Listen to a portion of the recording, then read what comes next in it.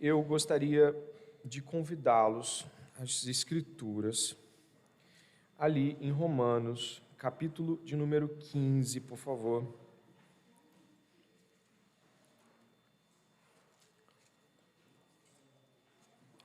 Após a reflexão, eu vou lhe fazer um pedido, que não precisa necessariamente ser atendido, mas é um pedido.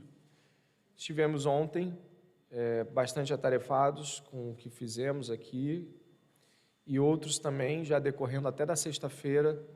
Existe uma parcela razoável da igreja também cansada fisicamente. Vou estar concluindo a reflexão e eu o convido a refletir sobre ir para casa e descansar, caso você não tenha algo aqui em termos de compromisso, ou a limpeza, ou os ensaios. Descansar um pouquinho, porque à noite nós estaremos cultuando o Senhor e precisamos cultuar com o máximo de força, o máximo de compreensão, estando atentos, tá bom? Romanos, capítulo de número 15, a partir do verso número 8, diz assim a palavra do Senhor: Pois digo que Cristo foi constituído ministro da circuncisão em prol da verdade de Deus, para confirmar as promessas feitas aos nossos pais, e para que os gentios glorifiquem a Deus por causa da sua misericórdia, como está escrito: Por isso eu te glorificarei entre os gentios e cantarei louvores ao teu nome. E também diz: Alegrem-se, ó gentios, com o povo de Deus. E ainda: Louvem o Senhor, todos vocês, gentios, e todos os povos o louvem. Também Isaías diz: Virá a raiz de Jessé, aquele que se levanta para governar os gentios, nele os gentios esperarão. E o Deus da esperança encha vocês de toda alegria e paz na fé que vocês têm, para que sejam ricos de esperança no poder do Espírito Santo. E eu mesmo, meus irmãos, estou certo de que vocês estão cheios de bondade, têm todo o conhecimento e são aptos para admoestar uns aos outros. Entretanto, eu lhes escrevi em parte mais ousadamente, como para fazer com que vocês se lembrem disso outra vez, por causa da graça que me foi dada por Deus, para que eu seja ministro de Cristo Jesus entre os gentios, no sagrado encargo de anunciar o Evangelho de Deus, de modo que a oferta deles seja aceitável, uma vez santificada pelo Espírito Santo. Tenho, pois, motivo de gloriar-me em Cristo Jesus nas coisas concernentes a Deus, porque não ousarei falar sobre coisa alguma, a não ser sobre aquelas que Cristo fez por meio de mim, para conduzir os gentios à obediência, por palavra e por obras, por força de sinais e prodígios, pelo poder do Espírito de Deus. Assim, desde Jerusalém, aos arredores, até o Ilírico, tenho divulgado o Evangelho de Cristo, esforçando-me, deste modo, para pregar o Evangelho, não onde Cristo já foi anunciado, para não edificar sobre alicerce alheio. Pelo contrário, como está escrito: aqueles que não tiveram notícia dele o verão, e os que nada tinham ouvido a respeito dele o entenderão. Essa foi a razão, porque também muitas vezes fui impedido de visitá-los. Mas agora, não tendo mais campo de atividade nestas regiões e desejando há muitos anos visitá-los, penso em fazê-lo quando em viagem para a Espanha, pois espero que de passagem eu possa vê-los e que vocês me encaminhem para lá, depois de haver primeiro desfrutado um pouco a companhia de vocês. Oremos. Senhor, te pedimos que a Tua palavra penetre em nossos corações de tal forma que venhamos a contemplar, Senhor, as glórias de Deus na face de Cristo, que é o Evangelho. Senhor, nós queremos que esse Evangelho queime em nosso coração. Nós desejamos nesta manhã que ele seja aquilo que sempre foi para nós, mas que muitas vezes deixamos escapar, com tantas preocupações e tantas coisas para pensar. Deus nos ajude nesse momento a pedir, a clamar pela presença do Espírito Santo, queimando o nosso coração acerca do Evangelho de Deus. Em nome de Jesus, amém.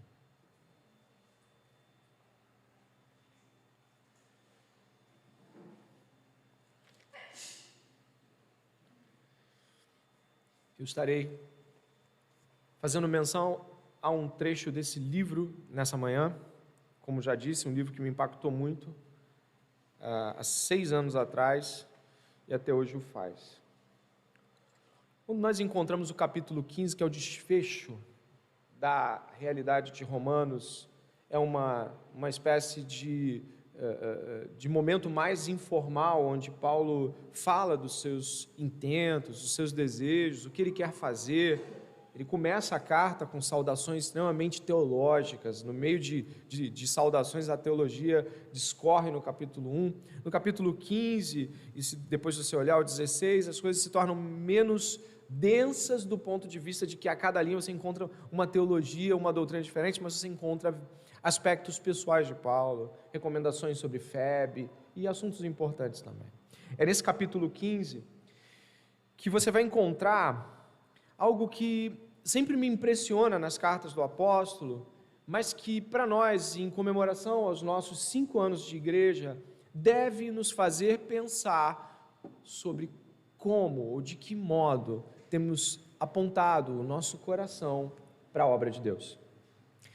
Se você puder, mais uma vez, olhar ali o verso de número 20, você vai encontrar a afirmação de Paulo, onde diz: esforçando-me deste modo para pregar o Evangelho, onde Cristo o quê?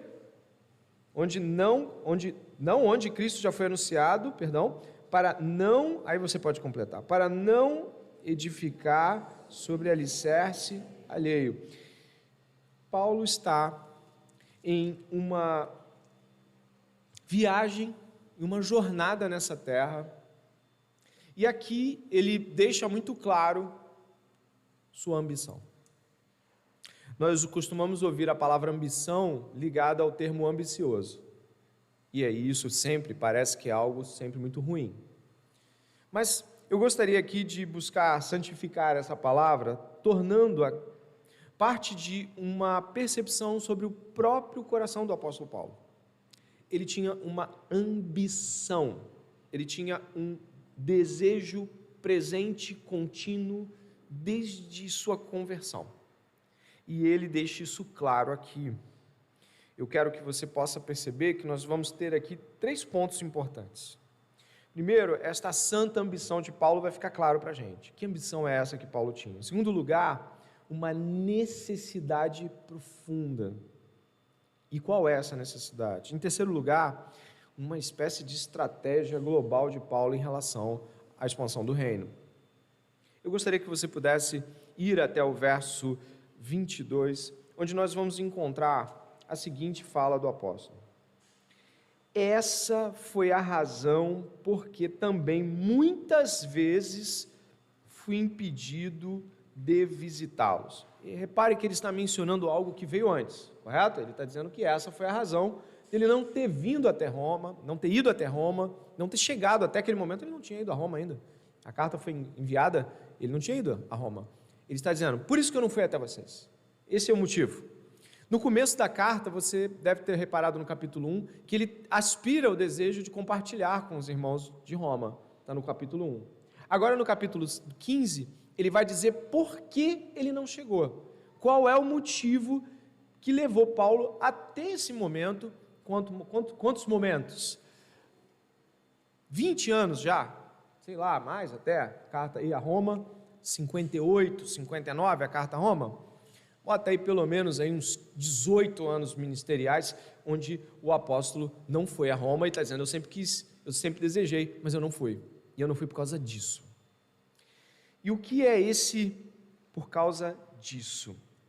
Se a gente for até o verso 23, vai encontrar assim: mas agora, não tendo mais campo de atividade nestas regiões, ali quando você viu Jerusalém é o Ilírico, né, até a Grécia mais ou menos, regiões desejando há muito muitos anos visitá-los, penso em fazê-lo quando em viagem para a Espanha. Espera aí, o que está acontecendo? Ele não visitou os romanos por causa do verso 20. Ele se esforça de tal modo a pregar o evangelho onde Cristo não foi anunciado ainda.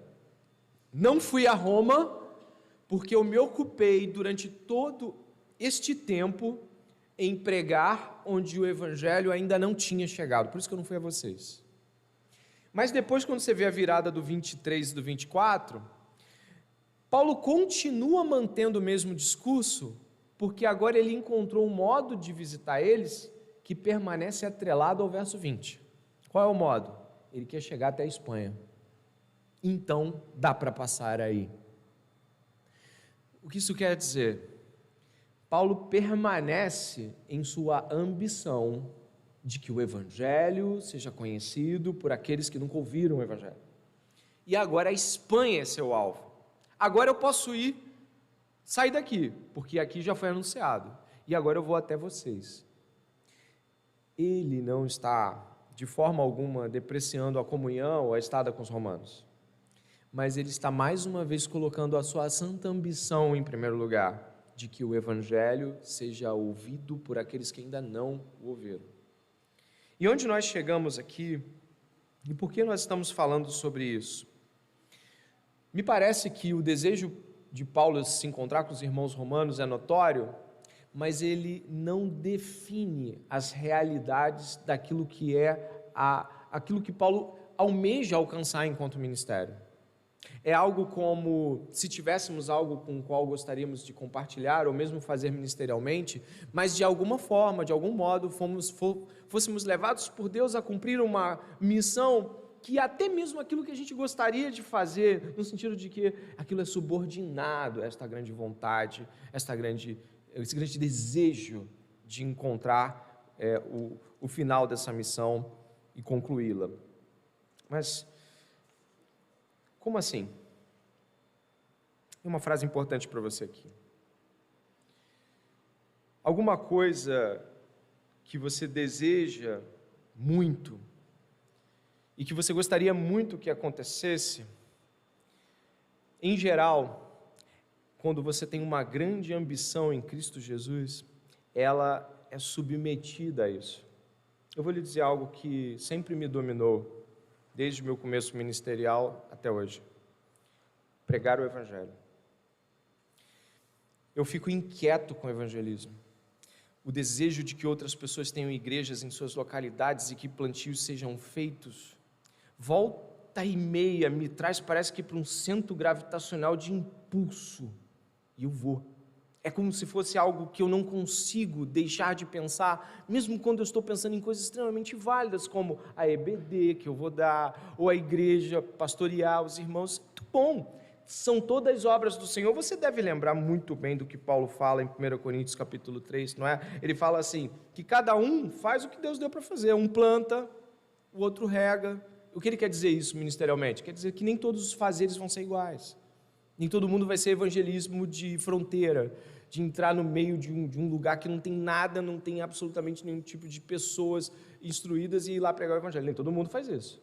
Nem todo mundo vai ser o professor da EBD. Nem todo mundo vai ser pastor. Mas Paulo parece compreender bem o que Deus pediu para ele fazer e coloca isso em um patamar com o qual as outras coisas que ele também quer fazer devem se subordinar. Essa ambição de Paulo, essa santa ambição de Paulo, é algo que Deus deu a ele. E é claro, se você puder pensar sobre isso, eu gostaria que você, aos poucos, fosse refletindo sobre Paulo numa igreja que ele plantou. Eu sei que você consegue imaginar isso, pelo menos levemente. Paulo está numa igreja que ele plantou. Então, depois de 2 anos em Éfeso, ele está do lado de alguns irmãos, e dizem que de muitos, né? Em Éfeso, muitos. E eles estão louvando Jesus, cantando, sabe? Glória a Deus! e aquela ovação ao nome do Senhor, aquela alegria, aí pega um irmão, e aí o irmão está lendo a Bíblia, aí aquele que ele treinou já está conseguindo ensinar, e ele está lá assim, glória a Deus, de repente vem aquela inquietação, sabe, né? Mas existem outros que não estão louvando a Deus.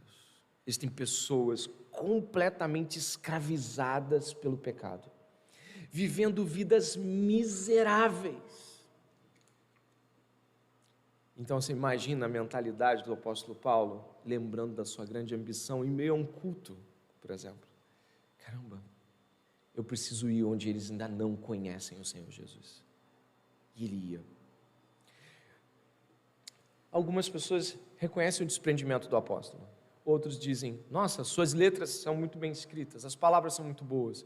Mas existe um eixo que está levando Paulo adiante. Todo dia ele desperta e pode lembrar daquilo como eu vou além.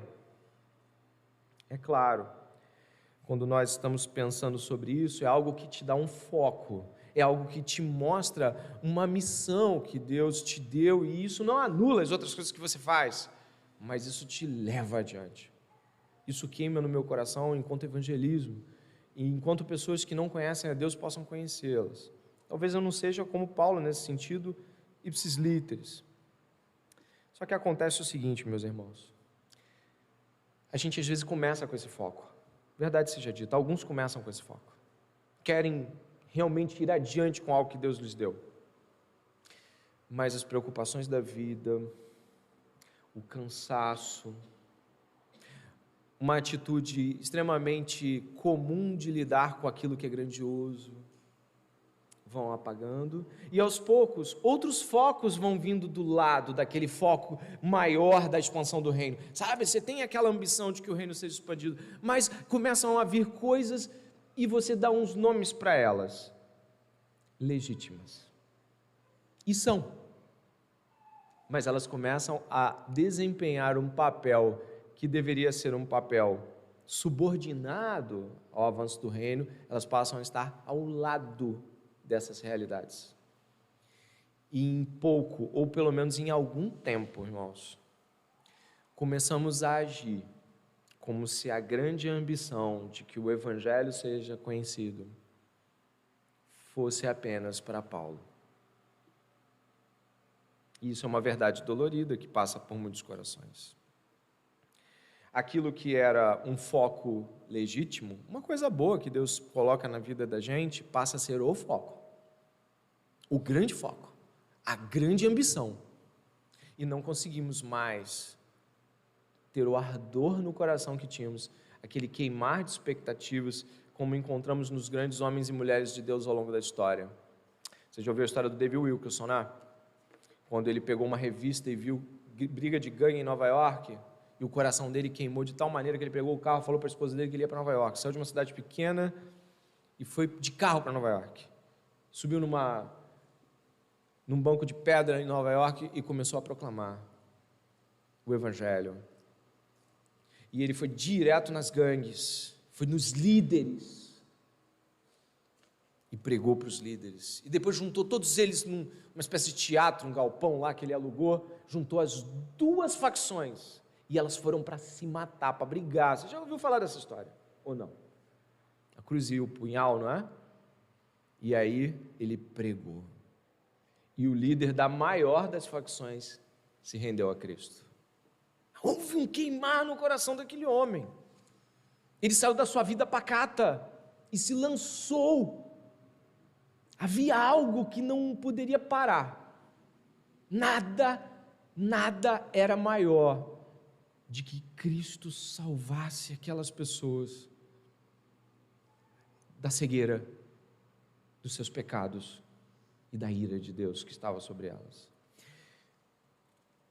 É claro, você deve ter visto aqui, assim como eu, que o apóstolo cita Isaías, ou não? Você deve ter visto aqui, não somente um capítulo, mais de um capítulo, mas precisamente aqui no 15:21, ele diz assim: aqueles que não tiveram notícia dele o verão, e os que nada tinham ouvido a respeito dele entenderão. Sabe o que ele vai falar sobre isso? Ele está falando que isso é parte, ou na verdade, é o estopim da sua posição missional. Ele está citando Isaías 52 como o motivo pelo qual não foi a Roma. Olha, eu não fui a Roma, mas eu vou te explicar, está na Bíblia. Por que você não vai? Porque está na Bíblia. Ele abre aqui e quando você vai ver, ele está citando. E você sabe que em Atos 19, Atos 26, ele mesmo cita de que ele foi chamado para abrir os olhos dos gentios. Ele fala que isso faz parte da sua própria convocação. Aí o que acontece? Paulo cita Isaías 52. Por acaso? Não. Vá até Isaías 52, marcando Romanos para a gente voltar. Isaías 52.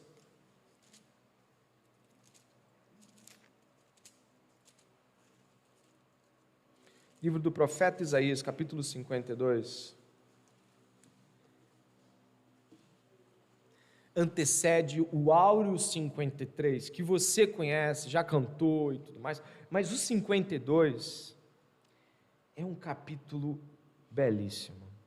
E Paulo estava citando que ele tinha o capítulo 52 como motivo que capitaneava seu coração e o impulsionava. Olha só. Verso 1: Acorde, acorde, ó Sião, e revista-se de força. Vista as suas roupas finas, ó Jerusalém, cidade santa, porque os incircuncisos e imundos nunca mais entrarão em você.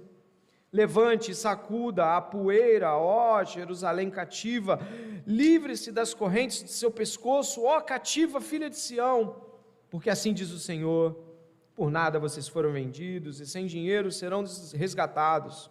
Porque assim diz o Senhor Deus, o meu povo no princípio desceu ao Egito para nele habitar, e a Assíria sem razão o oprimiu. Agora, que farei eu aqui, diz o Senhor, pois o meu povo foi levado por nada. Seus opressores dão uivos, diz o Senhor, e o meu nome é blasfemado todo dia sem cessar. Por isso o meu povo saberá o meu nome, por isso naquele dia saberá que eu sou, e quem diz, eis-me aqui. Verso 7, quão formosos são sobre os montes os pés do que anuncia boas novas, que faz ouvir a paz, que anuncia coisas boas, que faz ouvir a salvação, que diz a Sião, o seu Deus reina. Eis o grito dos seus atalaias, eles erguem a voz e juntos gritam de alegria, porque com os seus próprios olhos vem o retorno do Senhor a Sião. Gritem de alegria e juntas exultem, ó ruínas de Jerusalém, porque o Senhor consolou o seu povo, ele remiu Jerusalém. O Senhor desnudou o seu santo braço à vista de todas as nações, e todos os confins da terra verão a salvação do nosso Deus. Fora, fora, saiam de lá, não toquem em coisa impura, saiam do meio dela, purifiquem-se, vocês que levam os utensílios do Senhor, porque vocês não sairão às pressas, nem partirão como quem foge, porque o Senhor irá diante de vocês, e o Deus de Israel será a sua retaguarda. Eis que o meu servo procederá com prudência, será levado, exaltado e elevado, e será muito sublime. Como muitos pasmaram à vista dele, pois o seu aspecto estava tão desfigurado, mais do que outro qualquer, e a sua aparência mais do que a dos outros filhos dos homens. Assim causará admiração às nações, e os reis fecharão a sua boca por causa dele, porque verão aquilo que não lhes foi anunciado, e entenderão aquilo que não tinham ouvido. Paulo é aquele atalaia que corre para falar do Evangelho. Paulo é aquele que exulta porque os reis estão ouvindo sobre Jesus. Paulo está se vendo na narrativa de Isaías 52 e indo na direção dos povos, das nações. Paulo é este atalaia. Nós entendemos muito de que devemos ler a Bíblia para aprender de Deus, para avançar na doutrina, para compreender a palavra de Deus com profundidade, é preciso entrar nesta palavra e vivê-la. E Paulo, ele realmente se veste da narrativa de Isaías 52 e proclama. Ele proclama porque o nome do Senhor está sendo blasfemado, verso 5. Ele assume que os pés daqueles que anunciam as boas novas, verso 7, são pés formosos. Ele assume a beleza do anúncio. Ele cita isso também em Romanos capítulo 10, sobre os formosos pés dos que anunciam coisas boas. Mais à frente, verso 8, ele é o atalaia que grita. O 9 anuncia grito de alegria. Repare aí, o 10 diz que o Senhor mostrou o seu poder, a salvação do nosso Deus pode ser vista. Mais à frente, Jesus é mencionado no verso 13, 14, 15, de que ele causará admiração às nações.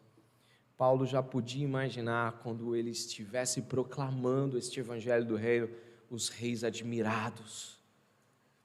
Paulo não enfrentou nada fácil, mas ele viveu a realidade desta grande ambição de ser um arauto de Deus pregando o evangelho a povos que não conheciam, para que eles pudessem louvar a Deus, para que seus lábios pudessem parar de blasfemar a Deus e se dobrar diante do Senhor.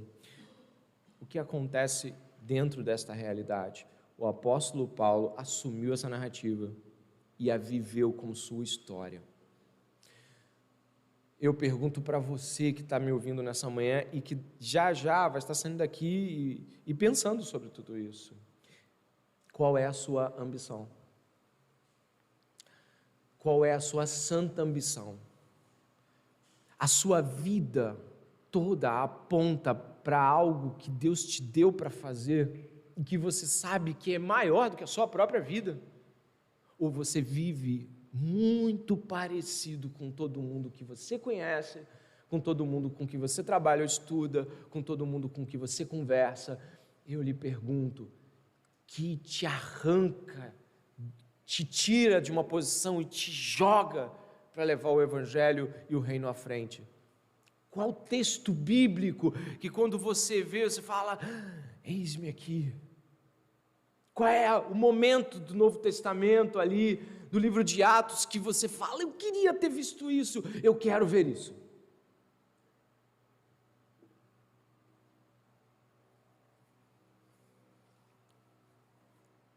A gente costuma falar sobre narrativas, de que estamos imersos em narrativas, e de fato estamos. E Paulo também estava profundamente ligado a uma delas. Há muitas, mas essa daqui levava o seu coração. Eu tenho 42 anos. Eu conheço o Senhor Jesus há 14 anos. E todas as vezes que eu leio esse trecho das Escrituras, eu digo, é para isso que eu nasci. É para isso. É para olhar para pessoas que não te conhecem, ó Deus. E assim que eu falar do teu filho desfigurado no madeiro, ressuscitado ao terceiro dia, a alegria dos povos, alguém lá no fundo diga, glória a Deus. Enquanto dentes rilham, lágrimas descem. E o nome de Deus é glorificado em meio a nós, gentios. Qual é a sua ambição? E é claro, Paulo tinha em mente também o capítulo 1. Você já leu o capítulo 1 de Romanos e viu o destino daqueles que continuam no caminho da ira de Deus, entregues às suas próprias vicissitudes, deturpando o seu corpo entre si, adorando animais, pessoas, imagens. Um caminho terrível no tempo, e destruidor e completamente absurdo no inferno, fora do tempo que conhecemos. Paulo sabia disso. E ele sabia então, esse é o ponto 2, já quase perto do 3, que é uma necessidade enorme, imensurável. Não dá para medir a necessidade que as pessoas que não têm Jesus estão lá, sem saber que de fato existe uma saída para elas. Paulo conhecia isso. Paulo escreveu muito bem sobre isso. E ele sabia que o terror da noite causado pelo pecado poderia ser desfeito pela luz do Evangelho. uma necessidade muito grande de que o Evangelho chegue. Uma necessidade muito grande. Se você voltar para terminarmos em Romanos 15,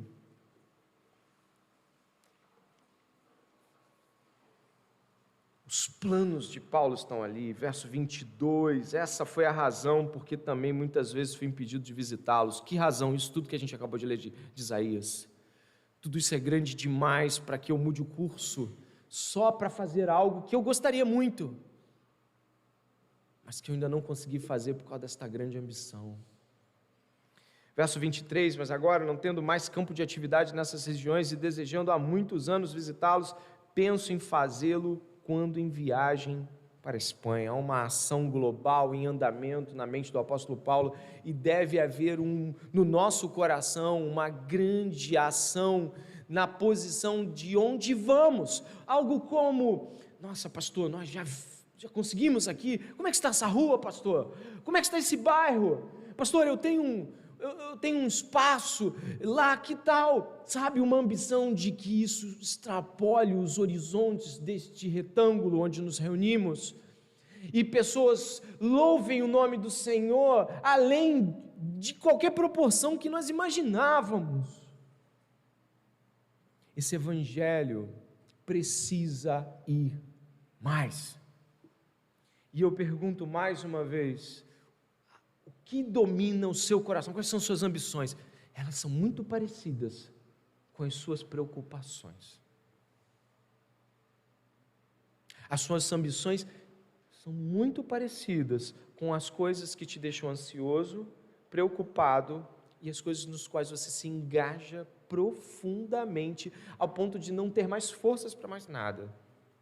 Suas ambições estão muito por lá também. Que nesta manhã o Espírito de Cristo desperte o nosso coração, que desejemos pregar o Evangelho do Reino, que desejemos ser bonitos desta maneira. Como? Belos, bonitos, desta maneira, que tenhamos pés bonitos, que tenhamos pés formosos, preparados na entrega do Evangelho. Nessa manhã eu te conclamo a refletir sobre a sua maior ambição, que tem a ver com as suas grandes preocupações e que possivelmente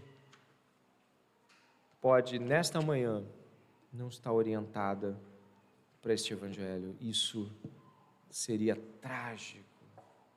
Ore comigo nesse momento.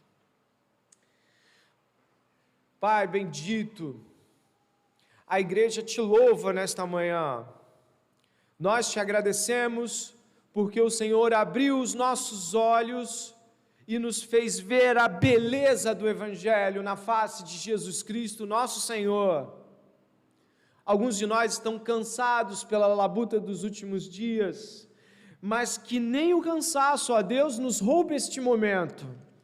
Que neste instante, cada coração aqui derramado diante do Senhor, diga: Deus, faça-me esta atalaia que eu ouvi.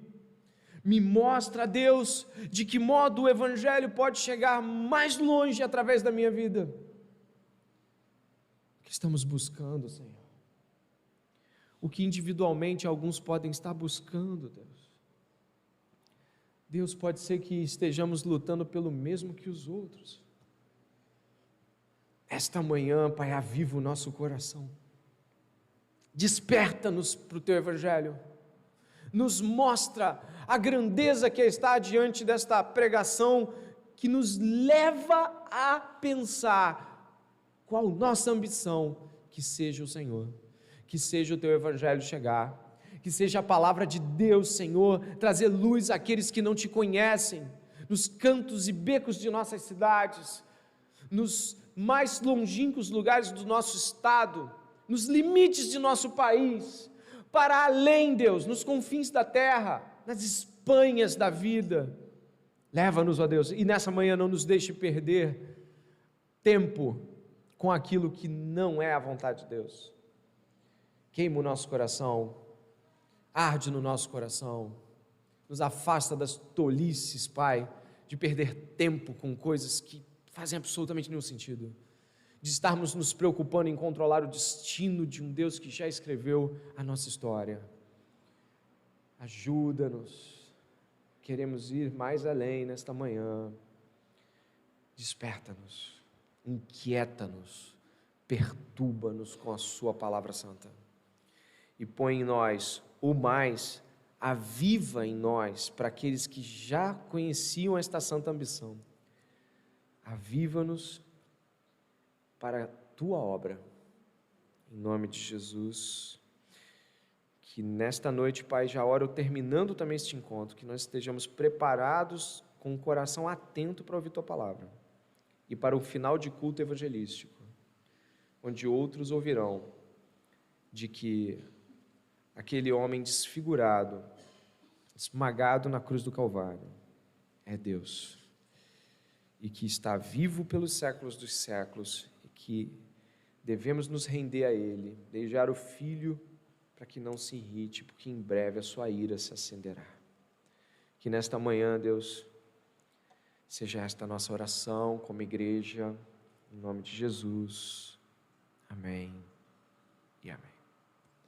Deus abençoe a todos. Até logo mais.